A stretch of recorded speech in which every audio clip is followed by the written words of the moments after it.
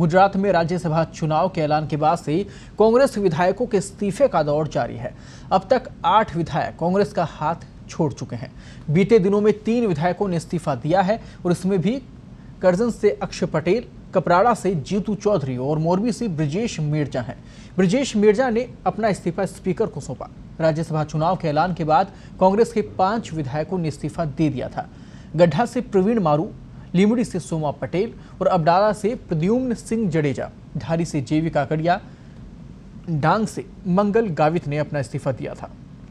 वहीं कल यानी कि गुरुवार को जिन 2 विधायकों ने इस्तीफा दिया वे अक्षय पटेल और जीतू चौधरी थे।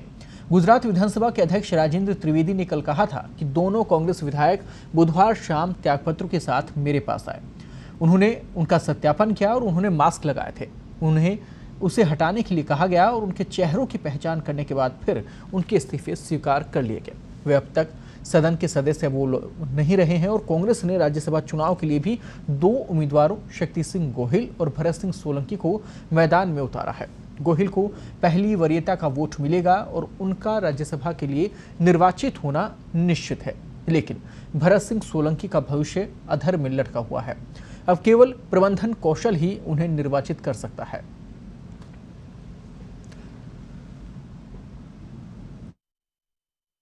खूब होशियार और सालस मीठा बोला धारासभ्य मारी विधानसभामांथी ओछा थया छे। गई काले रात्रे एवो आव्या मारा घरे मारी रूबरूमां राजीनामું लईने आव्या। एमने राजी खुशीनी बाबतमां पृच्छा करी। कोई दबाण नहीं, कोई धमकी, कोई लालच है केम एनी पृच्छा करी। एमणे ना पाड़ी, कोई दबाण नहीं, कोई लालच नहीं, धमकी नहीं अने राजी खुशीथी आ राजीनामું आपું છું एनी खातरी करी। ब्रिजेश मेरजा है कि केम ए बाबत एमनो मास्क उतराईने पण खातरी करी लीधी।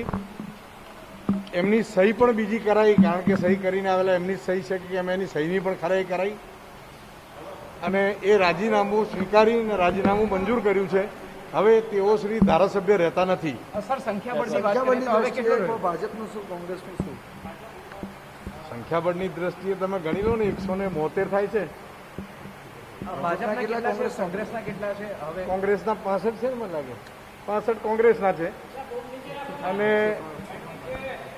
103 આ બધી સંખ્યાને શું ગણવાની?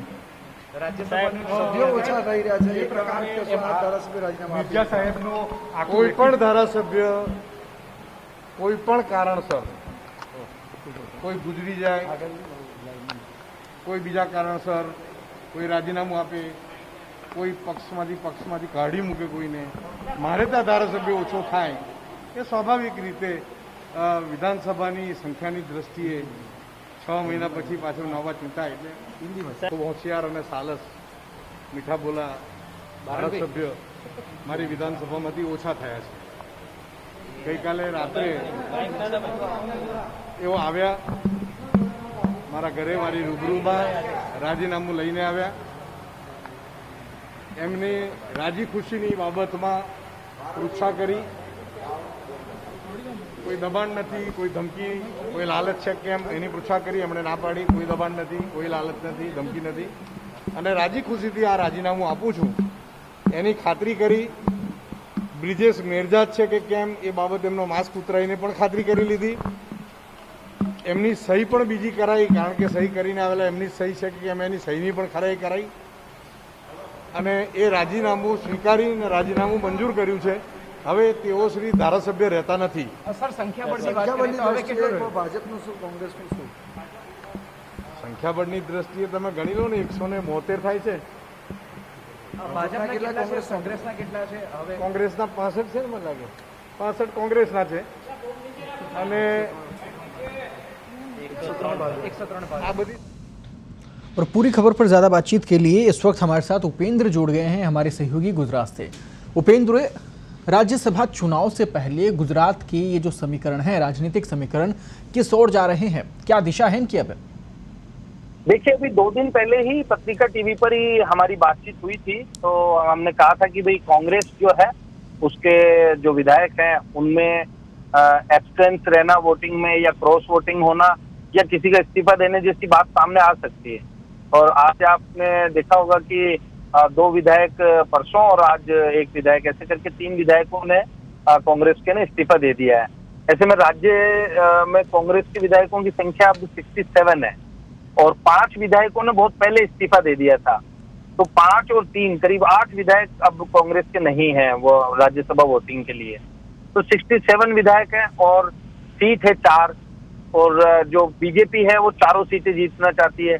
ऐसे में कांग्रेस को एक उम्मीद थी कि वो 1 सीट तो जीत ही लेगी, लेकिन जिस तरह से उनके 3 विधायकों ने हाथों हाथ इस्तीफा दिया है और अगर चुनाव के समय 1-2 लोग एब्सेंट रहते हैं या कोई और कुछ कंडक्ट होती है चीज, तो निश्चित तौर पे बीजेपी जो है वो चारों ही सीटें जीत जाएगी। कांग्रेस को 1 सीट पर भी जीत राज्यसभा में मिलना मुश्किल हो जाएगा, खासा मुश्किल हो जाएगा।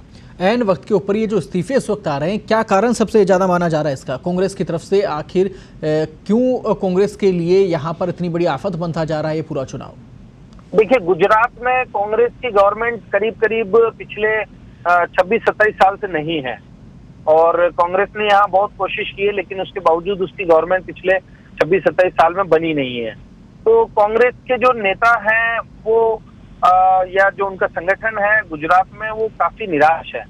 तो ऐसे में मुझे लगता है कि बीजेपी की थोड़ी सी भी कोई कोशिश हो या बीजेपी की कोशिश नहीं भी हो, तब भी जब इस तरह के कोई चुनाव आते हैं तो थोड़ा बहुत इस तरह का आना जाना या इस्तीफा देना या चुनाव वोटिंग के टाइम में एब्सेंट रहना, इस तरह की घटनाएं सामने आती है। जैसे पिछली बार 2017 में जब अहमद पटेल जो कांग्रेस के शीर्ष नेता है, उनका जब चुनाव हुआ था राज्यसभा का, तब भी बड़ी मुश्किल से कांग्रेस ने बिल्कुल ऐन मौके पर जाकर बड़ी मुश्किल से उनको जितवा पाई थी।